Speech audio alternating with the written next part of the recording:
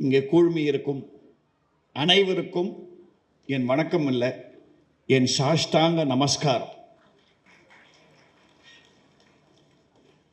ஏனென்றால் இந்த படம் நிஜமாவே தேவா சார் விஜய் எழுதினார் படத்தில் அவன் தந்த வரம்ங்கிற மாதிரி இறைவன் தந்த வரம். 75 வயசில் ஒரு 16 வயசு பொண்ணை கல்யாணம் பண்ணிட்டா எந்த ஃபீல் வரும்? அந்த மாதிரி இல்லை, சுதா வச்சேனே சொல்கிறேன். 75 வயசில் இப்படி ஒரு கேரக்டர் என்னுடைய சினி கேரியரில் வந்திருக்குன்னா அது கண்டிப்பாக அந்த இறைவனுக்கு நன்றி. அடுத்து இந்த படத்தை பண்ணலான்னு முடிவெடுத்த என் நண்பன் அருணுக்கு நன்றி. எங்கேவா அருண்? கொஞ்சம் குரங்கு மாதிரி தாவிட்டே இருப்பான். கிட்டத்தட்ட 35 வருஷமாக என் நாடகங்களை ஈரோட்டில் போட்டுட்ருக்கிறோம். இந்த நாடகத்தை நான் பண்ணுறேன்னு முன் வந்தா சொன்ன உடனே எனக்கு ஞாபகம் வந்தது சுரேஷ் கிருஷ்ணா சார். அவர் நான் பார்க்கும்போதெல்லாம் திட்டிக்கிட்டே இருந்தேன், எவ்வளோ படம் பண்ணீங்க சார், ஒரு தரம் கூட என்ன உங்கள் படத்தில் யூஸ் பண்ணவே இல்லையே, சான்ஸே தரலையேன்னு சொன்னேன். அதுக்கு பழி வாங்குற மாதிரி அவரை கூப்பிட்டு நான் சொன்னேன், நான் உங்களுக்கு சான்ஸ் தரேன். காரணம், நாடகத்தை பார்த்த 2வது நாள் இப்போ நீங்கள் பார்க்குறீங்களே, இந்த ஃபைனல் நீங்கள் பார்க்க போகிறீங்க படத்தை, அந்த ஃபைனல் ஸ்க்ரீன் பிளேயை பக்காவாக மைண்டில் ஓட விட்டு சொன்னார். That is the greatness of the directors of the 80s and 90s. Suhasini will appreciate that. அவங்களுக்கு டவுட்டே கிடையாது. இன்னைக்கு ஒரு ஷாட் எடுக்கும்போது 20 விதமாக ஒரு ஷாட் எடுத்துட்டு அதில் ஒரு 10 எடுத்து போட்டுக்கலான்றது அது எல்லாரும் பண்ணுறாங்க. ஆனால் இவங்கள மாதிரி டைரக்டர்ஸ், நான் ஒர்க் பண்ண டைரக்டர்ஸ் எல்லாம், ஏன்னா இவரோட குரு தான் எனக்கு குரு. கே பாலச்சந்தர் தான் என் கையை பிடிச்சி இழுத்து 1971 நவகிரகம் உள்ள படத்தில் எனக்கு வாய்ப்பு கொடுத்த ஆசான் அவரை தான். சரி, நம்மெல்லாம் ஒரே வழியில் வந்தவங்க. அவங்க கிட்ட இருந்த அந்த clarity of thought Suresh Krishna கிட்ட இருந்தது. நாடகம்ங்கிறது நான் கொடுத்தது வெறும் ஒரு அருமையான பேஸ், ஃபவுண்டேஷன். அஃப்கோர்ஸ் ஃபவுண்டேஷன் இல்லாமல் வீடு கட்ட முடியாது. நாடகம் அற்புதமான ஃபவுண்டேஷன் வெங்கட் கொடுத்தார். ஆனால் வெறும் ஃபவுண்டேஷனாக இருந்து என்ன பிரயோஜனம்? சினிமான்னு வரும்போது அதில் ஒரு அற்புதமான மாளிகை கட்டணும் இல்லையா? அதுக்கு ஒரு நல்ல ஆர்கிடெக்ட் வேணும். தேவர்களுக்கெல்லாம் மயன் ஒருத்தர் ஆர்கிடெக்ட் இருந்ததா சொல்லுவாங்க புராணத்தில். அப்படி மயன் மாதிரி ஒரு ஆர்கிடெக்ட் எனக்கு கிடைச்சாருன்னா சுரேஷ் கிருஷ்ணா தான். அப்படி ஒரு வசந்த மாளிகையை கட்டிட்டார். அதுக்கு மேலே மாளிகையை கட்டிட்டு அதில் யார் யார் குடியிருக்கிறதுன்னு பார்த்தா, இங்கே நீங்கள் பாருங்கள், மேடையில் இருக்கிற அத்தனை பேரும் பார்த்தீங்கன்னா, இந்த போஸ்டரை பார்த்து என்னுடைய நண்பர்கள் நிறைய பேர் கேட்டாங்க, சினிமா இண்டஸ்ட்ரியில் இருக்கிற பெஸ்ட் ஆக்டர்ஸ் எல்லாரும் பிடிச்சி போட்டிருக்கீங்க அந்த படத்தில், இந்த படம் எப்படியா ஃபெயில் ஆகும்னு கேட்டாங்க. அப்படி ஒத்தத்தரும் என்னன்னு சொல்கிறது எனக்கு ஒன்றும் புரியல. சுஹாசினி எனக்கு சின்ன போனி டெயில்ஸ்லேருந்து நான் பார்த்துருக்கேன். ராஜபார்வையில் நாங்கள் நடித்த போது ஷூட்டிங் கேமரா ஷூட் பண்ணதுலேருந்து நான் பார்த்துருக்கேன். கமலும் நானும் அவ்வளோ friends, a great admirer of mind. But நான் சொல்லி முடிக்கலை, நீ பண்ணுறியான்னு பண்ணுறேன், நான் சுரேஷோட பேசிக்கிறேன். அதே மாதிரி தான் சத்யராஜ், சமுத்திரக்கனி நாடகத்தை பார்த்துட்டு இந்த நாடகத்தில் நான் இருப்பேன் எப்படிங்கிறத நான் டைரக்டர்கிட்ட பேசிக்கிறேன். தேவா சார் நாடகத்தை பார்த்து சொல்கிறார், அவர் எவ்வளோ ஹியூமிலிட்டி பாருங்கள். ஒரு இசையமைப்பாளர் தன்னை பற்றி பேசிக்காத ஒரே ஒரு இசையமைப்பாளர் தேவா மட்டும்தான் நினைக்கிறேன் இந்த உலகத்திலேயே. என் பாடல்கள் பேசட்டும், நமக்கு ஒன்றும் தெரியாது அப்படின்வாரு.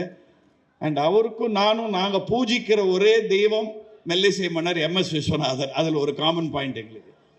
எனக்கு சொன்னார், சார் நீங்கள் இதை படமாக பண்ணிங்கன்னா கண்டிப்பாக என்னை பற்றி நினைக்க மாட்டீங்க, எனக்கு தெரியும். அப்படி தான் ஆரம்பித்தார். இவன் தான் என் கானா பாட்டு தான் போடுவான்னு நினைப்பீங்க, ஆனால் என்னுடைய பயோடேட்டாவில் என்னால் இப்படி ஒரு படம் பண்ண முடியும்னு ஒரு லைன் வரணும் சார். ஸோ உங்களுக்கு அந்த எண்ணம் வந்ததுன்னா என்னை கூப்பிடுங்கன்னு சொன்னவர் அவர் ட்ராமா பார்த்துட்டு. இதுதான் நடந்தது ஆக்சுவலாக ட்ராமாவில். சுரேஷ் கிருஷ்ணா ஜாயின் ஆன உடனே அட போய இதை விட காம்போ எங்கேயா கிடைக்க போகிறது? நல்ல பரோட்டா, நல்ல நான் அண்ட் பட்டர் மசாலா கிடைச்சிருக்கு. இது ஏன்டான்னு யார் சொல்ல போகிறான்னு Suresh Krishna and Deva combination, it is going to win. இதில் பற்றி டவுட்டே கிடையாது. தலைவாசல் விஜய் ஒரு எளிமையான நடிகர். அந்த எளிமையை இந்த பர்ஃபார்மன்ஸை ரொம்ப பியூட்டிஃபுல்லாக கொண்டு வந்திருக்கார்.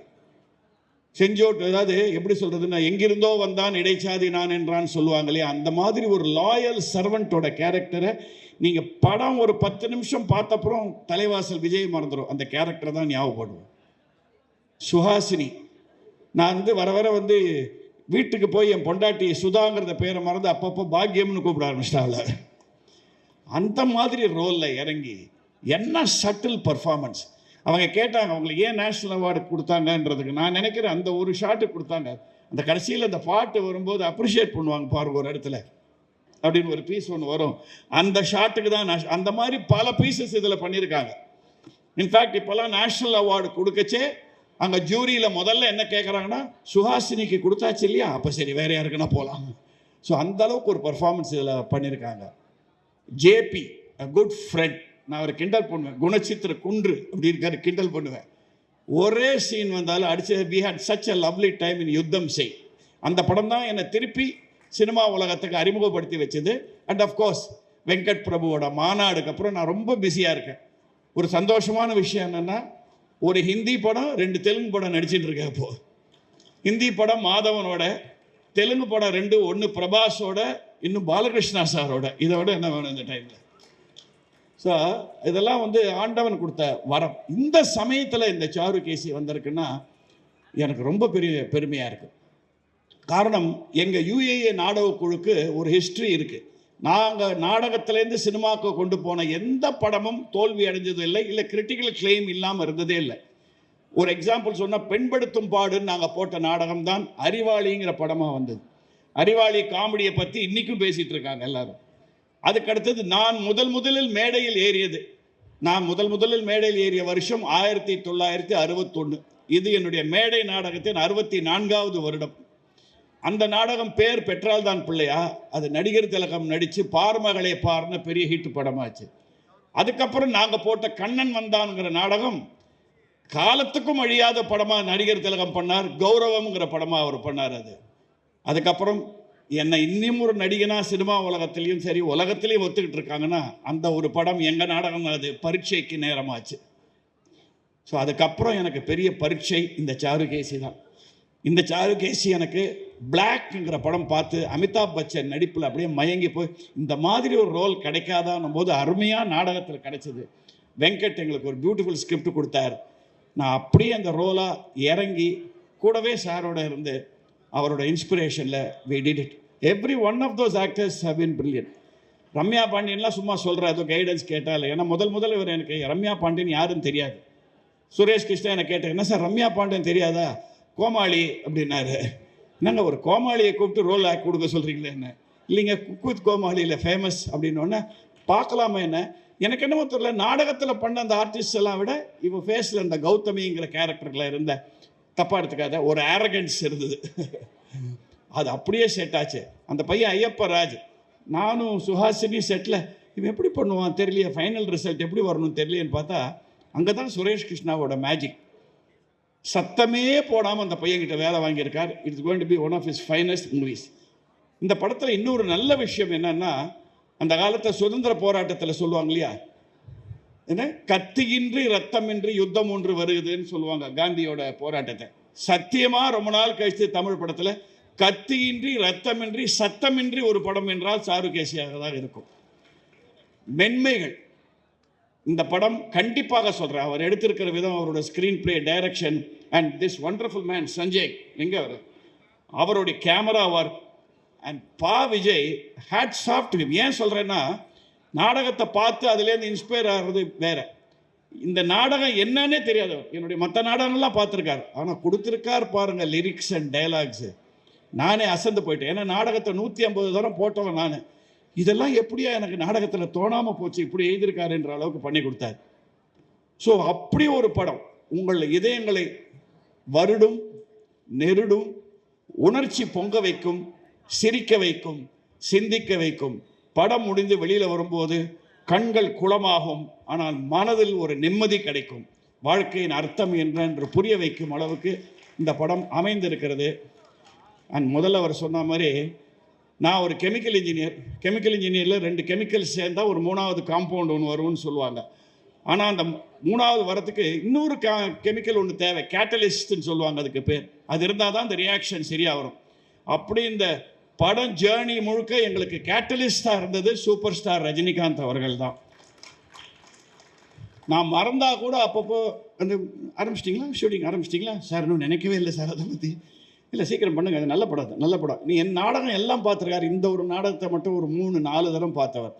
அவர் வந்து ஒரு சைலண்ட் மென்டாராக எங்களுக்கு இருந்திருக்கார். அவருக்கு நன்றி. அருண் கூட ஒத்துழைச்ச அவங்க வித்யா, ரமேஷ், அவர் குமாரபாண்டியன் இல்லையா, அண்ட் இன்னைக்கு இவ்வளோ பிரமாதமாக அந்த நிகழ்ச்சியை பண்ணுற இன்னொரு கோ ப்ரொடியூசர் வந்திருக்கிற Jayachandran, my close friend of 30-40 years, அவருக்கும் என்னுடைய நன்றி. இந்தமா கலா மாஸ்டர் வந்து எல்லாரும் என் பர்ஃபார்மன்ஸை பார்த்து வந்து பிரமாதமாக இருக்குன்னு சொன்னாங்க. இந்தம்மா இன்னும் படம் பார்க்கல, 4 தரம் கூப்பிட்டா வரல அவங்க, அது வேறு விஷயம். ஆனால் என்ன பாருங்கள், சுரேஷ் கிருஷ்ணா கிட்ட ஃபுல் ஸ்க்ரீன் பிளே கதை டைலாக்ஸோடு கேட்டுட்டு எனக்கு ஃபோன் பண்ணி சொல்கிறாங்க, சார் இதை நீங்கள் எப்படி பண்ணுவீங்கன்னு இமேஜின் பண்ணி பார்த்து நான் அழ ஆரம்பிச்சிட்டேன் சார் அப்படின்னாங்க. ஸோ அதாவது இதெல்லாம் ஒரு நல்ல விஷயங்கள். தேவா சார் அடிக்கடி ஒரு ஜோக் ஒன்று சொல்லுவார், ஒரு நல்லது நடந்துடா, என்ன மகேந்திர சார் பாட்டெல்லாம் பிரமாதமாக வந்துடும்னு பயமாக இருக்கே அப்படின்வார். அந்த மாதிரி இந்த படம் நல்லா வந்துடுமோன்னு பயமாக இருக்கு எங்களுக்கு. But Suresh Krishna always says, எல்லாத்தையும் அவனிடம் விட்டு விடு, கடவுள்கள் காட்ஸ் வில் கன்ஸ்பயர் டுகெதர் அப்படின்னா கடவுள்கள் எல்லாம் சேர்ந்து சதி செய்து நமக்கு நல்லதை கொடுப்பாங்க அப்படிங்கிற மாதிரி இப்படி ஒரு நல்லது. இந்த இடத்துல என்னுடைய வேண்டுகோள் ஒன்றே ஒன்று என்னென்னா, என்னுடைய பத்திரிகை ஊடகங்கள் நண்பர்கள், இதில் நிறைய என்னுடைய ஓல்டு ஃப்ரெண்ட்ஸ் நிறைய பேர் இருக்காங்க. இந்த ஃபிலிம் ஃபீல்டில் எனக்கு இது 54வது வருஷம், நாடக உலகத்தில் 64வது வருஷம், டெலிவிஷனில் 50வது வருஷம். நிறைய ஃப்ரெண்ட்ஸ் அண்ட் புது நண்பர்களும் இருக்காங்க. சமீப காலமாக நீங்கள்லாம் நல்ல மனித நேயம் உள்ள படங்கள், இந்த உணர்ச்சிகள் உணர்வுகளை சீன்ற படங்களை மக்களிடையே கொண்டு போய் சேர்த்துருக்கீங்க. அது சக்ஸஸ் ஆகிருக்கு, இப்போ நம்ம பார்த்துட்டே வரும். இது எங்களுக்கு ரொம்ப கான்ஃபிடென்ட்டாக இருக்குது. தயவு செஞ்சு இந்த படத்தையும் மக்கள்கிட்ட கொண்டு போய் சேருங்க. ஏன்னா பல ப்ரொடியூசர்ஸ் பண்ணுற மிஸ்டேக் என்னென்னா, மக்கள் மாசு, அவங்களை இப்படி கொடுத்தா தான் ரசிப்பாங்க. தயவு செஞ்சு தமிழ் ரசிகர்களை மட்டமாக எடை போடாதீர்கள். இந்த படத்தை நாங்கள் எடுத்ததுக்கு முதல் காரணம் தமிழ் ரசிகர்களின் ரசனை மேல் எங்களுக்கு இருக்கிற நம்பிக்கையில் தான் இந்த படத்தை நாங்கள் எடுத்திருக்கிறோம். சங்கராபரணத்தை ஒத்துக்கொண்டவர்கள், சிந்து பைரவியை ஒத்துக்கொண்டவர்கள், ஏன் Kamal's greatest performance in life சலங்கை ஒலி, அதை ஒத்துக்கொண்ட மக்கள் கண்டிப்பாக சாருகேசியும் ஒத்துக்கொள்வார்கள். இதில் ஒத்துழைத்த அத்தனை பேருக்கும், நான் யாராவது பேரை விட்டுருந்தா தயவு செஞ்சு யாரை விட்டேன், இங்கே வா இங்கே வா இங்கே வா. இவர் வந்து எப்படி சொல்லணும்னா சர்க்கஸ் பஃபூன்னு இவரை சொல்லுவேன். காரணம் என்னென்னா, நீங்கள் சிரிக்கக்கூடாது, சர்க்கஸில் எல்லா வித்தைகளும் தெரிஞ்ச ஒரே ஆள் பஃபூன் தான் சொல்லுவாங்க, அதுதான் ரியல். அந்த மாதிரி this man was an editor, assistant director, costumer. அவங்க தாக்ஷியனி வந்திருக்காங்க, thank you so much Daksh for doing lovely costume. எல்லாமே வந்தால் எங்ககிட்ட திட்டு வாங்கிக்கிறது ஒரு தான். So wonderful worker. we do more projects together. அத்தனை பேரும் சேர்ந்து ஒரு அற்புதமான சமையல் படைத்திருக்கிறோம். இந்த சமையலை கொண்டு போய் நீங்கள் அழகாக மக்கள்கிட்ட கொடுங்க போதும். மக்களுக்கு டேஸ்ட் அறிஞ்சு இதை ரசிப்பார்கள் என்ற நம்பிக்கை பரிபூர்ணமாக இருக்கிறது. இந்த படத்தின் ஆரம்பத்தில் நான் 4 பேருக்கு சமர்ப்பணம்னு வச்சுருக்கேன் டைட்டில்ஸில். அந்த 4 பேர் யாருங்கிறத சொல்லிடுறேன், ஏன்னா அது ரொம்ப முக்கியம். முதலில் என்னை பெற்ற தந்தை, காலம் சென்ற நாடக ஜாம்பவான் ஒய்ஜிபி அவர்களுக்கு இது சமர்ப்பணம் இந்த படம். அடுத்து நான் பெற்ற தந்தை, ஒரு கவிஞருக்கு அது வார்த்தை புரியும். என்னை பெற்ற தந்தை ஒய்ஜிபி, நான் பெற்ற தந்தை நடிகர் திலகம் சிவாஜி கணேசன் அவர்கள். நான் ஒரு நாளைக்கு 24 மணி நேரம் சுவாசிக்கிறேன் என்றால் 24 மணி நேரம் அவரை பற்றி தான் பேசிக்கொண்டிருப்பேன். அவருக்கு இது சமர்ப்பணம். இந்த படத்தை பார்க்க அவர் இல்லையேங்கிறது எனக்கு ரொம்ப ஒரு நெஞ்சு வலியாக இருக்குது. அடுத்து எனக்கும் இது இசை சம்மந்தப்பட்ட படங்கிறதுனால இந்த சமர்ப்பணம் தேவாவை ஒத்துப்பார். The greatest music director I have ever heard, மெல்லிசை மன்னர் MS விஸ்வநாதன் அவர்களுக்கு இது சமர்ப்பணம். கடைசி சமர்ப்பணம் யாருன்னா, என்னையும் அந்த பாதையில் இறக்கிவிட்டு சுரேஷ் கிருஷ்ணாவையும் அந்த பாதையில் இறக்கிவிட்ட அந்த இயக்குனர் சிகரம் கே பாலச்சந்தர் அவர்களுக்கு இந்த படம் சமர்ப்பணம். இன்னும் ஒருத்தர் நான் சமர்ப்பணம்னு சொல்ல, இதை பார்க்க அவர் இல்லையே, என்னுடைய நெருங்கிய நண்பர் அப்படி அப்ரிஷியேட் பண்ணியிருப்பார் திரு SP பாலசுப்ரமணியம் அவர்களுக்கும் நான் இந்த இடத்துல நினச்சிக்கிறேன். என் நாடகங்கள் எல்லாத்தையும் பார்த்தவர் இந்த நாடகத்தை மிஸ் பண்ணிட்டார், இல்லை நான் மிஸ் பண்ணிட்டோம் அவரை, பரவாயில்ல. அண்ட் சங்கர் மகாதேவனுக்கு ஸ்பெஷல் தேங்க்ஸ். இன்னும் நான் என்னென்ன சொல்கிறதுன்னு தெரில. முக்கியமாக ஒன்ஸ் அகெயின் இன்றைக்கு 3 ஷெட்யூல் இருந்தாலும் இன்றைக்கி இவ்வளோ பேர் இந்த இடத்துக்கு இவ்வளோ தள்ளி இருந்த இடத்துக்கு வந்திருக்கிற பத்திரிகை நண்பர்கள், ஊடக நண்பர்கள், எங்கள் பிஆர்ஓ ரியாஷ் அங்கே உட்காந்து எல்லாத்தையும் பார்த்துட்டு இருக்காரு. அவர் ஓடுங்க, ஒரு விசில் அடிங்க, அவருக்கு ஒரு தப்பு இல்லை. அப்போ தான் நிறைய மேட்ரு கொடுப்பார் அவர், அதுக்கு தான், வேற ஒன்றும் இல்லை.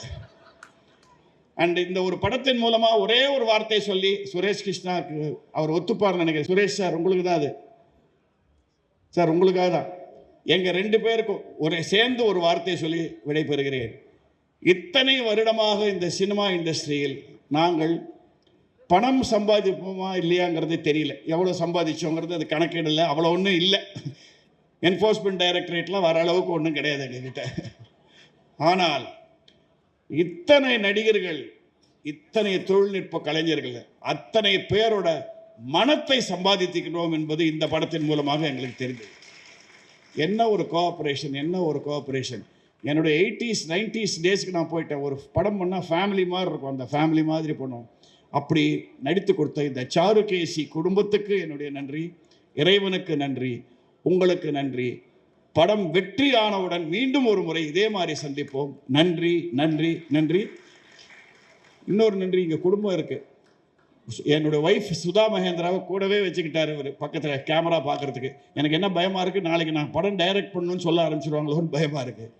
அண்ட் இன்னொரு வரம் எனக்கு இறைவன் கொடுத்தது, நான் சொல்லிடுறேன். 75 வயசில் எனக்கு அது கிடைச்சது பெரிய விஷயம் சார். அது பாருங்கள், ஒரு படத்தில் நான், என் மகள், அவனுடைய மகன் 3 பேரும் நடிச்சிருக்கோம் இந்த படத்தில். அவன் பாடியிருக்கான். இதை பார்க்க என்னை இன்னும் உயிரோடு வச்சிருக்காரு. ஆண்டவா, உனக்கு என்னுடைய நன்றி. நன்றி, வணக்கம்.